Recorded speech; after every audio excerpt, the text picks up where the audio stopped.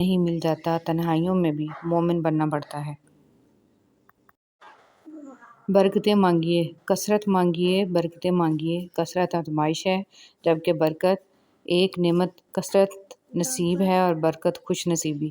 کثرت آپ کا اندازہ ہے کہ اس قدر ہو تاکہ آپ کی ضروریات پوری ہوں، اور برکت اللہ تعالیٰ کی گارنٹی ہے کہ جو ملے اس میں ضروریات لازماً پوری ہوں۔ کثرت والے حساب میں پھنس گئے اور برکت والے پار لگ گئے۔ تربیت نفس: جب ہمارا سفر آخرت طے ہے تو ہمیں زیب نہیں دیتا کہ ایسی جگہ سے دل لگائیں جو ہمارا مستقل ٹھکانہ نہیں ہے۔ سال گویا کہ منزلیں ہیں اور دن میل ہیں۔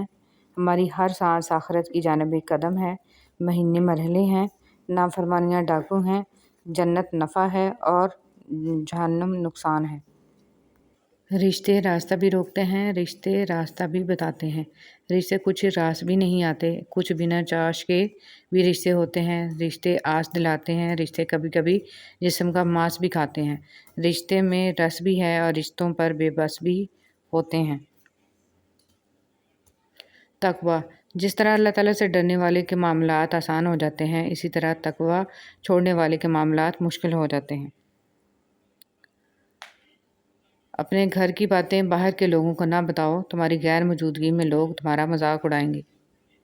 مطمئن زندگی گزارنے کے لیے لازم ہے کہ اللہ نے آپ کو جو نعمتیں دی ہیں ان پر رب کا شکر ادا کیا جائے، اور اگر یہ بھی نہ ہوتیں تو کیا کرتے؟ حضرت علی رضی اللہ تعالیٰ عنہ نے فرمایا، جس انسان کی جان نکل جائے وہ زندہ نہیں رہتا، لیکن جس انسان کا احساس نکل جائے وہ انسان ہی نہیں رہتا۔ زمین عقل مندوں سے تو بھری ہے مگر درد مندوں سے خالی ہے۔ جس دن لوگوں کو یہ بات سمجھ میں آ گئی کہ مخلوق سے محبت خالق تک لے جاتی ہے، اس دن روئے زمین پر امن قائم ہو جائے گا۔ حضرت امام زین العابدین علیہ السلام: خوش رہنے کا سب سے اچھا طریقہ یہ ہے کہ دوسروں کو خوش رکھنے کی کوشش کی جائے۔ منہ میں زبان تو سبھی رکھتے ہیں مگر کمال وہ کرتے ہیں جو اسے سنبھال کر رکھتے ہیں۔ رسول اللہ صلی اللہ علیہ وسلم نے فرمایا، اللہ تعالیٰ تمہارے جسموں اور تمہاری صورتوں کو نہیں دیکھتا، وہ تو تمہارے دلوں کو دیکھتا ہے۔ لوگ کہتے ہیں کردار پر بات آ جائے تو صفائی دینا ضروری ہو جاتی ہے، مگر میں کہتی ہوں کردار پر بات آ جائے تو بات ہی ختم ہو جاتی ہے۔ بانو قدسیہ: اگر کسی شخص کو دھوکہ دینے میں کامیاب ہو جاؤ تو اس شخص کو بیوقوف مت سمجھو، بلکہ سمجھ جاؤ کہ اس نے تمہارے ظرف سے بڑھ کر تم پہ اعتماد کیا، یعنی تم کم ظرف نکلے۔ انسان مایوس اور پریشان اس وقت ہوتا ہے جب اپنے رب کو راضی کرنے کی بجائے لوگوں کو راضی کرنے میں لگ جائے۔ چیزوں کی اہمیت نہیں ہوتی، وہ کبھی نہ کبھی مل ہی جاتی ہیں۔ صرف انسان ہیں جن کا کوئی نعم البدل نہیں ہوتا، وہ دوبارہ کبھی نہیں ملتے۔ کبھی کبھی ایسا بھی ہوتا ہے کہ سکون کے لیے دعا کی نہیں بلکہ کسی کے محبت بھرے لفظوں کی اشد ضرورت ہوتی ہے۔ اگر لہجے شیریں ہوں تو لفظ شفا دیتے ہیں۔ بہت خوبصورت بات: زندگی میں خود کو کبھی کسی کا عادی مت بنانا، کیونکہ انسان بہت خود غرض ہے۔ جب آپ کو پسند کرتا ہے تو آپ کی برائی بھول جاتا ہے، اور جب آپ سے نفرت کرتا ہے تو آپ کی اچھائی بھول جاتا ہے۔ کبھی بھی خود کو اتنا قیمتی مت سمجھنا کہ ہر کوئی تمہیں دل سے نکال دے، کیونکہ جس چیز کی قیمت زیادہ ہوتی ہے اسے اکثر لوگ چھوڑ دیتے ہیں۔ جب کوئی دوست تمہیں اپنا راز بتائے تو یہ سمجھ لینا کہ وہ اپنی عزت تمہیں امانت دیتا ہے، اس میں کبھی بھی خیانت مت کرنا۔ حضرت علی رضی اللہ تعالیٰ عنہ: جس طرح لوگ مردہ لوگوں کو کندھا دینا ثواب سمجھتے ہیں، اسی طرح لوگ زندہ لوگوں کو سہارا دینا افضل سمجھ لیا کریں تو زندگی آسان ہو جائے۔ تکلیف میں صبر سے کام لو، کیونکہ سونے کو آگ سے آزمایا جاتا ہے اور مومن کو تکلیف سے۔ لباس قیمتی ہو یا سستا کردار کو نہیں چھپا سکتا۔ اپنے کردار کو اچھا کرو، ہر لباس میں اچھے لگو گے۔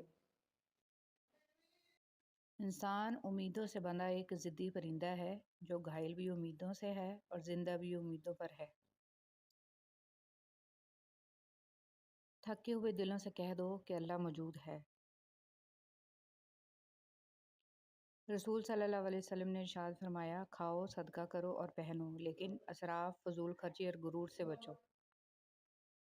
کیسا ہے آج کا انسان کہ اللہ سے اپنے پردے کی توقع رکھ کر پھر دوسروں کے عیبوں کا نام سرعام لیتا ہے۔ باجماعت نماز کی فضیلت: رسول صلی اللہ علیہ وسلم نے ارشاد فرمایا، جماعت کی نماز اکیلی نماز سے 27 درجہ افضل ہے۔ اللہ تعالیٰ کوئی نہ کوئی وسیلہ بنا دیتا ہے، وہ اپنے بندوں کو کبھی تنہا نہیں چھوڑتا۔ وہ معجزے جن کے انتظار میں تم ہو، وہ تم سے بھی زیادہ بےتابی سے تمہارے منتظر ہیں۔ تمہارے لیے راستے بھی بنا دیے گئے ہیں اور تمہاری دعاؤں کو سن بھی چکا ہے۔ تمہارے نصیب میں صبر کا سنہری صلہ لکھا جا چکا ہے۔